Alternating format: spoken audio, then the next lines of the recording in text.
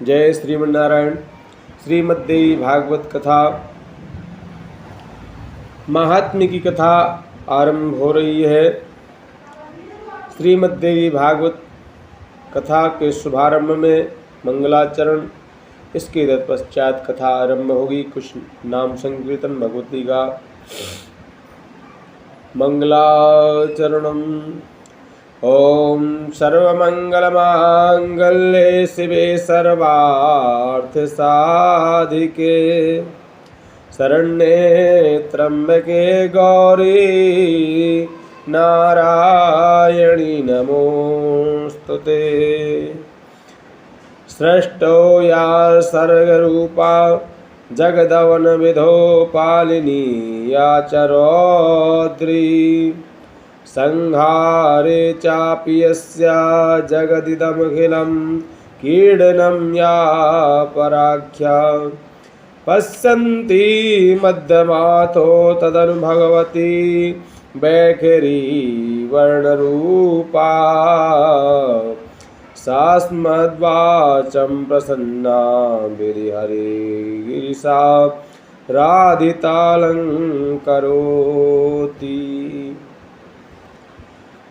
या श्री स्वयं स्वकृतीनां भवने स्वलक्ष्मी पापात्मनां कृतधियां हृदये सुबुद्धिं श्रद्धा सतां कुलजना प्रभवस्य लज्जा तां त्वां नतास्म परिपालय देवि विश्वम्। प्रणतानां प्रसीदत्वं देवी विश्वार्तिहारिणी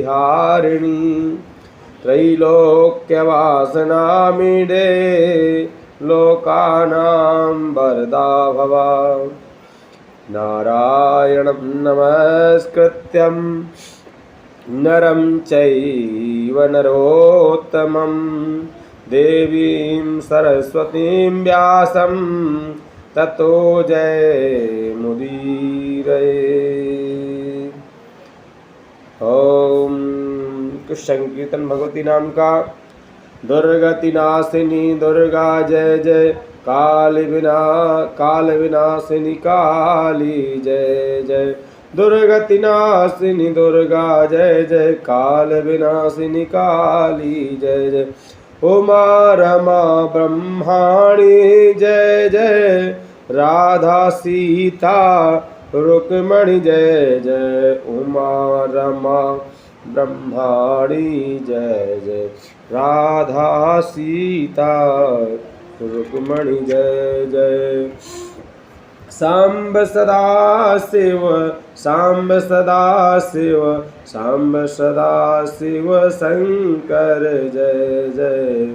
सांब सदा शिव शंकर जय जय। हर हर शंकर दुख हर सुख कर अधतम हर हर हर शंकर। हरे राम राम राम हरे हरे। हरे कृष्ण कृष्ण कृष्ण हरे हरे। ओम श्री गणेशाय नमः। श्री सरस्वते नमः। श्री गुरुभ्यो नमः। श्री माता पितृ चरण कमलेभ्यो नमः। प्रथम दिवस की कथा आरंभ होती है। श्रीमद्देवी भागवत महात्म्य की कथा श्रवण करेंगे। इसके तत्पश्चात प्रथम स्कंद द्वितीय स्कंद इस तरह से क्रमशः 9 दिवसीय कथा श्रवण करेंगे।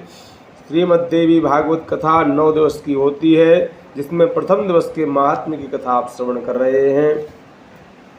परम मंगल में परात्पर अखिलेश्वर करुणा वरुणालय भक्त वांछा कल्पतरु भगवती माँ जगज्जननी शेरावाली महाकाली महालक्ष्मी महासरस्वती स्वरूप त्रिगुणात्मा जगदम्बिका की आप इस मंगलमयी कथा को श्रवण करें।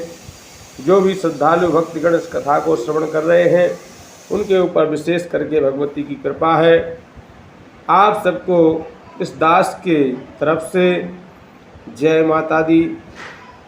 जो हमसे बड़े हैं, यहाँ के ग्राम देवता स्थान देवता सबके चरणों में कोटि कोटि नमन। यहाँ पर आए हुए भक्तगण जो उम्र में बड़े हैं, आचार्यगण हैं, उन सबको कोटि कोटि नमन। और जो छोटे छोटे बाल गोपाल माताएं बहनें, इन सबको जय श्री राधे श्याम। आइए कथा आरंभ करते हैं। सृष्टो या सर्वरूपा जगदवन विधो पालिनी या चरौद्री संहारे चापि यस्या जगदिदमखिलं कीर्णनं या पराख्या पश्यन्ति मध्यमातो तदनुभवति वैखरी वर्णरूपा सास्मद्वाचं प्रसन्ना विधिहरिगिरिसा राधितालं करोतु। सृष्टि या सर्वरूपा अर्थात जगत के सृष्टि कार्य में जो उत्पत्ति रूपा, रक्षा कार्य में पालन रूपा तथा संहार कार्य में रौद्र रूपा है। संपूर्ण विश्व प्रपंच जिनके लिए कीणा स्वरूप है, जो परा पश्यन्ति मध्यमा तथा वैखरी वाणी में अभिव्यक्त होती हैं। विशेष करके वैखरी भाषा कौन होती है? जो कंठ से बोली जाए, कान से सुनी जाए, वो वैखरी भाषा कहलाती है। मध्यमा वह शब्द जिनका उच्चारण न हो, न कोई सुन सके, जैसे मंत्र जाप। पश्यन्ति में शब्द दिखाई पड़ते हैं, जैसे दृष्टा ऋषि मंत्र को देख लेते हैं। शब्द रूप ब्रह्म को जानना या देखना परा कहलाता है। जो त्रिदेवों के द्वारा निरंतर आधारित है, वे प्रसन्न चित्त वाली देवी भगवती मेरी वाणी को अलंकृत करें। नारायणं नमस्कृत्यं नरं चैव नरोत्तमं देवीं सरस्वतीं व्यासं ततो जयमुदीरये। सौनक जी कहते हैं, सूत जी महाराज, आपने हमें भगवान विष्णु के सर्व पाप विनाशक अवतारों की कथाएं सुनाई हैं एवं भगवान शिव के अलौकिक चरित्र आपने हमें सुनाए, किंतु अब हमें अधुना श्रोतुमिच्छामा पावनात् परमं परम भुक्ति मुक्ति प्रदं नृणां मनायासेन सर्वसा। अब आप हमें समस्त पुराणों एवं शास्त्रों का सार तत्व समझाइए, जो भोग तथा मोक्ष को प्रदान करने वाला हो। सूत जी कहते हैं, ऋषियों, आपके प्रश्न से जगत का कल्याण होगा। आप लोगों का प्रश्न बहुत सुंदर है। आप लोगों ने जो प्रश्न किया है बहुत सुंदर है। और कहते हैं, साधु पृष्ठम महाभागा लोकानां हित काम्या। समस्त तीर्थ पुराण और व्रत भी देवी भागवत की तुलना नहीं कर सकते। पूर्व काल में भगवान वेदव्यास जी ने एक वेद के 4 विभाग किए, किंतु अनाधिकारियों को धर्म का ज्ञान कराने के लिए व्यास जी ने 18 पुराण एवं महाभागवत का प्रणयन किया। उन सभी पुराणों में देवी भागवत सर्वश्रेष्ठ है तथा धर्म अर्थ काम मोक्ष को देने वाला है। 18 पुराणानां मध्ये सर्वोत्तमं परम देवी भागवतम नामा धर्म कामार्थ मोक्षदम। जो कलुषित हृदय वाले, वेदों की निंदा करने वाले पापी, मूर्ख, मित्र से द्रोह करने वाले, हिंसा में रत एवं नास्तिक हैं, वे श्रीमद् देवी भागवत के श्रवण से पवित्र हो जाते हैं। और अपुत्रो लभते पुत्रम दरिद्रो धनवान लभेत रोगी रोगात् प्रमुच्येता सुत्वा भागवतामृतम। देवी भागवत के श्रवण से पुत्रहीन को पुत्र हो जाता है और रोगी रोग मुक्त हो जाता है। जिस घर में नित्य श्रीमद् देवी भागवत की कथा होती है वह घर तीर्थ स्वरूप बन जाता है। यहाँ तक कि यदि किसी स्त्री को संतान न होती हो अथवा पैदा होकर मर जाए, वे भी यदि देवी भागवत की कथा सुने तो उन्हें दीर्घ आयु वाला पुत्र प्राप्त हो जाता है। बोले अम्बे माते की जय। देवी भागवत महात्म्य के क्रम में स्यमंतक मणि की कथा आप श्रवण करेंगे। भोजवंशी राजा सत्याजित द्वारकापुरी में रहते थे। भोजवंशी राजा सत्याजित कहाँ रहते थे? द्वारकापुरी में रहते थे। वह भगवान सूर्य के परम भक्त थे। भगवान सूर्य ने प्रसन्न होकर उन्हें स्यमंतक मणि प्रदान की। वह मणि नित्य 8 भार सोना प्रदान करती थी। 4 धान 1 गूंजा 5 गूंजा, 4 धान बराबर 1 गूंजा, 1 गूंजा बराबर 5 गूंजा, 4 धान बराबर 1 गूंजा, 5 गूंजा बराबर 1 पण, 8 पण बराबर 1 धरण, 8 धरण बराबर 1 कलश, 4 कलश बराबर 1 पल, 100 पल बराबर 1 तुला और 20 तुला बराबर 1 भार। तो ऐसे 8 भार सोना नित्य प्रति वह मणि प्रदान करती थी। जब सत्याजित उस मणि को धारण करके द्वारका आए तो द्वारकावासी भ्रमित हो गए और वे भगवान श्री कृष्ण से जाकर बोले, हे प्रभु, भगवान सूर्य आपका दर्शन करने आ रहे हैं। भगवान श्री कृष्ण ने कहा, सविता ने सभो बाला सत्राजिन मणिना ज्वलन। हे भोले भाले नागरिकों, ये भगवान सूर्य नहीं बल्कि सत्याजित है। सत्याजित ने उस मणि को अपने घर में स्थापित किया। एक दिन सत्याजित के भाई प्रसेन उस मणि को धारण करके शिकार खेलने चले गए। वन में किसी सिंह ने घोड़े सहित प्रसेन को मार दिया और वह मणि ले ली। जाम्बवंत जी ने सिंह को मारकर मणि ले ली। इधर द्वारका में यह किंवदंती फैल गई, मणि के लोभ में भगवान कृष्ण ने ही प्रसेन को मरवा दिया। ये गलत फहमी हो गई सब लोग को, ऐसी हवा फैल गई। भगवान श्री कृष्ण अपने ऊपर लगे हुए मिथ्या कलंक को दूर करने के लिए प्रसेन और मणि को खोजने के लिए अपने नागरिकों के साथ निकले। वन में भगवान ने सिंह के द्वारा मारे गए प्रसेन को देखा। वहां से भगवान रक्त बिंदुओं का अनुसरण करते गए और एक गुफा के द्वार पर भगवान ने मरे हुए शेर को देखा। भगवान नागरिकों को बाहर ही रोककर गुफा में प्रविष्ट हो गए और गुफा के भीतर भगवान श्री कृष्ण का जाम्बवंत जी से भयंकर युद्ध प्रारंभ हो गया। 27 दिनों तक चला। इधर द्वारकावासी गुहा के द्वार पर 12 दिन तक खड़े रहे, प्रतीक्षा करते रहे, किंतु इसके बाद वे द्वारका लौट आए। द्वारका के में शोक छा गया। वसुदेव जी अत्यंत दुखी हो गए। उसी समय वसुदेव जी के पास देवर्षि नारद जी का आगमन होता है। वसुदेव जी अपनी व्यथा नारद जी को व्यक्त करते हैं। हे देवर्षि, मेरा अत्यंत प्रिय पुत्र वन में मणि लेने गया था, अभी तक नहीं लौटा, कृपया कुछ निवारण करें। नारद जी ने कहा, हे महाभाग, आप श्रीमद् देवी भागवत महापुराण का श्रवण कीजिए, आपको पुत्र की प्राप्ति हो जाएगी। जो भी मनुष्य इस पुराण को कहते या सुनते हैं उन्हें समस्त भोग और मोक्ष की प्राप्ति हो जाती है।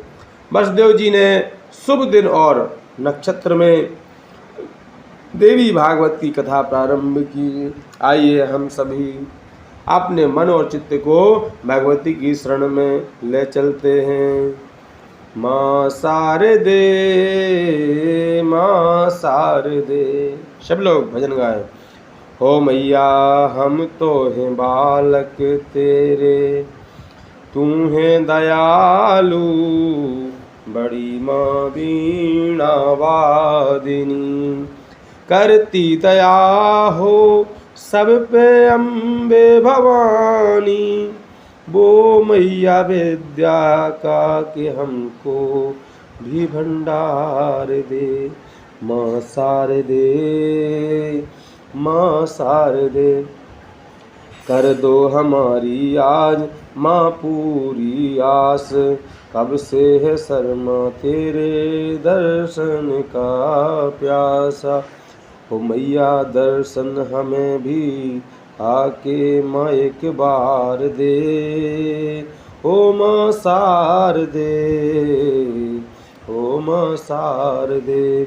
मांगे न लखा तुमसे दौलत खजाना, मांगे न लखा तुमसे दौलत खजाना, सात सवारों का मुझको अमृत पिलाना, सात सवारों का मुझको अमृत पिलाना। ओ मैया मेरी माता के जैसा बस प्यार दे, ओ मैया मेरी माता के जैसा बस प्यार दे, ओ माँ सार दे, ओ माँ सार दे। ब्राह्मण देवी के नवाक्षर मंत्र तथा मार्कंडेय पुराण में वर्णित देवी स्तोत्र का पाठ करने लगे। जैसे ही श्री नारद जी के मुख से 90 दिवस तक की कथा पूर्ण हुई, उधर भगवान श्री कृष्ण के मुष्टिका के प्रहार से जाम्बवंत का शरीर शिथिल पड़ गया। जाम्बवंत ज्ञानोसी रघुवरयस्तम, मैं जान गया कि आप ही सर्वश्रेष्ठ रघुश्रेष्ठ श्री राम हैं। आप मुझे क्षमा करें, मैं आपका सेवक हूँ। जाम्बवंत जी ने भगवान की विधिवत पूजा की करके स्यमंतक मणि और अपनी पुत्री जाम्बवती को समर्पित कर दिया। इस प्रकार विधिवत द्वारका में वसुदेव जी ने श्रीमद् देवी भागवत का विश्राम करके ब्राह्मणों को दक्षिणा तथा नाना प्रकार की प्रसादी से प्रसन्न किया। जिस समय ब्राह्मण वसुदेव जी को आशीर्वाद दे रहे थे, उसी समय मणि धारण किए भगवान जाम्बवंती जी के साथ वहां पहुंच गए। बोले कृष्णचंद्र भगवान की जय। जो भी इस कथा का पूरे मनोयोग से श्रवण करता है, उसकी सभी मनोकामनाएं पूर्ण हो जाती हैं। राजा सुद्युम्न की कथा, राजा सुद्युम्न की कथा श्रवण करेंगे। सूत जी कहते हैं, हे ऋषियों, अब मैं आपको वह इतिहास सुनाता हूँ जो महर्षि अगस्त्य ने भगवान कार्तिकेय से पूछा था। कार्तिकेय जी कहते हैं कि हे ब्राह्मण देवता, इस संदर्भ में मैं आपको राजा सुद्युम्न की सुंदर कथा का वर्णन करता हूँ। विवस्वान के पुत्र हुए श्राद्धदेव। श्राद्धदेव के कोई संतान नहीं थी। एक बार वशिष्ठ मुनि के कहने पर से श्राद्धदेव ने पुत्रेष्टि यज्ञ किया। यज्ञ के समय श्राद्धदेव की पत्नी श्रद्धा ने होता से प्रार्थना की कि उन्हें इस यज्ञ से कन्या की प्राप्ति हो। कन्या प्राप्ति का संकल्प करके आहुति डाली गई, जिससे कन्या उत्पन्न हुई तथा उसका नाम इला रखा गया। अतः पुत्री को देखकर श्राद्धदेव उदास हो गए। तब वशिष्ठ जी की ओर भगवती की कृपा से देखते देखते कन्या पुत्र के रूप में परिणत हो गई। वशिष्ठ जी ने उसका नाम सुद्युम्न रखा। कुछ समय बीतने पर जब सुद्युम्न युवा हुए तो वे शिकार खेलने के लिए गए। वन में भटककर वे हिमालय के उस वन में पहुंच गए जहां भगवान शंकर माता पार्वती के साथ रमण कर रहे थे। भगवती पार्वती को प्रसन्न करने के लिए भगवान शिव ने उस वन को श्राप दिया था। जो भी पुरुष वहां प्रवेश करेगा वह स्त्री हो जाएगा। उसी दिन से पुरुषों ने उस वन में जाना छोड़ दिया था। सुद्युम्न ने जैसे ही उस वन में प्रवेश किया, वे स्त्री हो गए। सुद्युम्न को पुरुष होने का विस्मरण हो गया तथा वे इला नामक स्त्री हो गए। विचरण करते हुए उनकी भेंट चंद्रमा के पुत्र बुद्ध से हुई। बुद्ध इला पर मोहित हो गए। दोनों का विवाह हो गया तथा इला ने एक सुंदर बालक को जन्म दिया जिसका नाम पुरुरवा हुआ। अथ कालेन क्रियता पुरुर्वसमात्मजम। इस वर्ष की कई वर्ष बीत जाने पर जब इला को स्मरण आया कि वह पुरुष से स्त्री बन गई, तो तब वह आश्रम से चली गई। यह समाचार उसने आकर वशिष्ठ जी को दिया। वशिष्ठ जी ने भगवान शंकर की उपासना की। भगवान आशुतोष ने प्रसन्न होकर सुद्युम्न एक माह स्त्री और एक माह पुरुष बनने का आशीर्वाद प्रदान किया। किंतु वशिष्ठ जी सुद्युम्न को सदा के लिए पुरुष बनाना चाहते थे, इसलिए उन्होंने भगवती की आराधना की। भगवती माता प्रसन्न हो गई और उन्होंने वशिष्ठ जी से कहा, सुद्युम्नं श्रावया प्रीत्या पुराणं मत्प्रियंकरं देवी भागवतं नामा नमाहो विजयोत्तम। हे मुनिश्रेष्ठ, आप सुद्युम्न को 9 दिनों तक संपूर्ण श्रीमद् देवी भागवत महापुराण की कथा श्रवण कराइए, जिसके श्रवण मात्र से सुद्युम्न सदैव के लिए पुरुषत्व को प्राप्त हो जाएगा। ऐसा कह के माता जाम्बवती जगदम्बा अंतर्ध्यान हो गई। वशिष्ठ जी अपने विश्राम आश्रम में लौट आए और उन्होंने सुद्युम्न को बुला करके पूरे 9 दिवस तक श्रीमद् देवी भागवत की कथा सुनाई, जिसके परिणाम स्वरूप सुद्युम्न को सदा सर्वदा के लिए पुरुष तत्व की प्राप्ति हो गई। बोलिए जगदम्बा मैया की जय। रेवती नक्षत्र के पतन और पुनः स्थापन की कथा एवं देवी भागवत के श्रवण से राजा दुर्दम को मनवंतराधिपति पुत्र की प्राप्ति की कथा श्रवण करेंगे। सूत जी महाराज सोनकादिक ऋषियों को ऋतवाक मुनि द्वारा रेवती नक्षत्र को श्राप की कथा सुनाते हुए कहते हैं कि हे ऋषियों, सावधान होकर के सुनिए, हम आपको एक बड़ी सुंदर कथा सुनाने जा रहे हैं।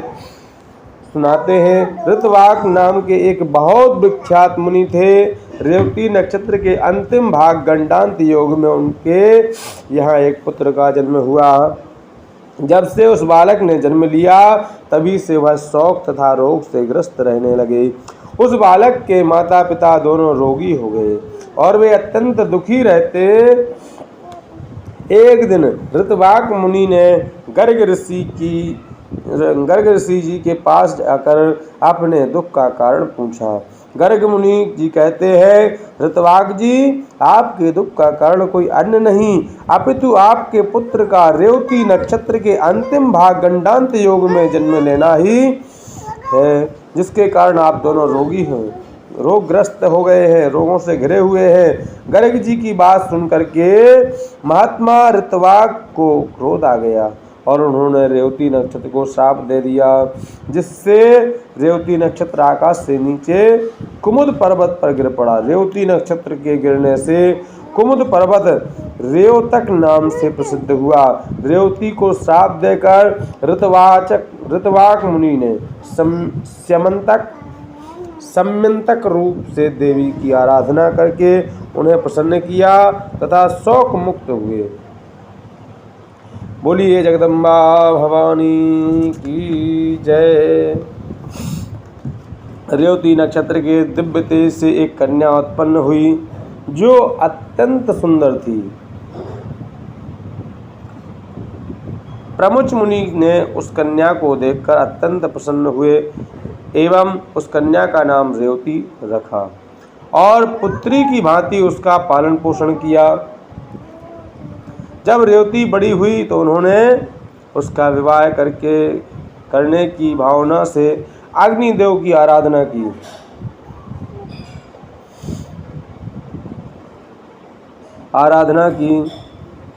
आराधना मतलब जब की अग्निदेव ने प्रसन्न होकर वरदान दिया कि आपकी कन्या रेवती का विवाह राजा दुर्दम से होगा। वे ही आपकी कन्या के लिए सर्वदा योग्य हैं।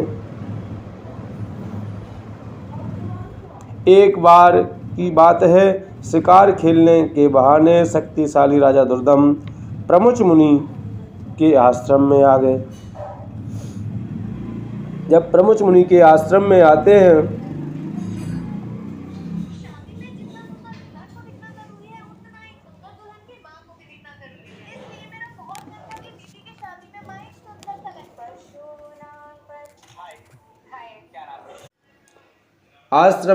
वहीं पर राजा दुर्दम और रेवती का संवाद हुआ और फिर प्रमुच मुनि की आज्ञा से राजा दुर्दम ने रेवती से विवाह करना स्वीकार कर लिया। किंतु रेवती ने अपने पिता प्रमुच मुनि से कहा कि पिताश्री अगर मैं विवाह करूँगी तो रेवती नक्षत्र में ही करूँगी। ऋषि ने कहा, पुत्री, रेवती नक्षत्र का तो आकाश मंडल से पतन हो गया है, तो रेवती नक्षत्र में तुम्हारा विवाह कैसे हो सकता है। रेवती ने कहा, अगर आप चाहें तो कुछ भी संभव है, मैं विवाह करूंगी तो रेवती नक्षत्र में ही करूंगी। अपनी कन्या की भावना को रखने के लिए उन्होंने नक्षत्र मंडल में पुनः रेवती को अपने तपोबल के द्वारा स्थापित कर दिया और रेवती और राजा दुर्दम का बड़े ही धूमधाम से विवाह संपन्न हुआ। राजा दुर्दम ने प्रमुच मुनि से कहा कि मैं ऐसी कामना करता हूँ कि मुझे जो पुत्र हो वह मनवंतरों का अधिपति हो। प्रमुच मुनि ने कहा, यदि आपकी ऐसी अभिलाषा, यदि आपकी ऐसी भावना है तो आप भगवती की आराधना कीजिए। ऐसा करने पर अवश्य ही आपका पुत्र मनवंतराधिपति होगा। श्रीमद् देवी भागवत में जो पंचम पुराण के रूप में विख्यात है, उसका 5 बार श्रवण करने के पश्चात आपको ऐसा पुत्र प्राप्त हो जाएगा जो मनवंतरों का अधिपति होगा और वह रेवती के गर्भ से उत्पन्न रेवत नाम वाला 5वां मनु अत्यंत ज्ञानवान, वेदवेत्ता तथा अपराजेय होगा। यह सुनकर राजा दुर्दम अत्यंत प्रसन्न हुए। एक बार दुर्दम जी के यहाँ लोमस ऋषि पधारे।